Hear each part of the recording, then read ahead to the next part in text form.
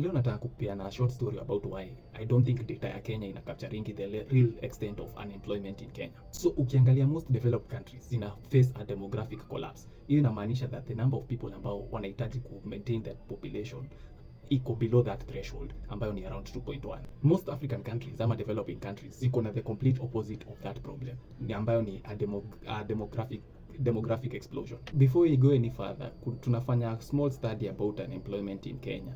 If you could take time bana about 2 minutes ku fill your survey, unaweza kuwa umetusaidia sana. Asanteni. The number of people ambao wanamalizanga form 4 imekuwa rise gradually for the last 5 years.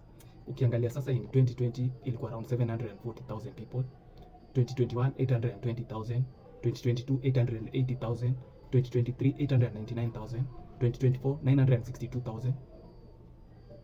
It's very possible that this year tunaweza hit the 1 million mark, the number of people ambao wanamaliza form 4.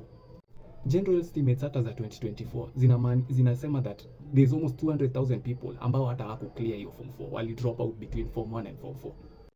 And that's the thing, we don't even know the numbers ambazo tuna deal with sahi. So it's very hard hata kuplan for zile vitu zinahitajika for future. With over 60% unemployment already, bila hiyo data ya kuplan for zile vitu zinahitajika, it's going to be very hard, especially for a generation kuweza kubuild the systems ambazo zinaweza sustain Kenya tunafaa kuwa. Majority of wale watu wanakuja sahi na wamekuwa before wanaingia into the informal sector, yet hakuna structure za kuformalize hii sector into a way that ambayo inaweza saidia the business environment run faster and more efficiently. So if you can take time bana out of your busy day to fill out your survey, at least tunaweza jaribu build a semblance of where we are, and at least pale tunaweza taka kuenda moving forward. Asanteni.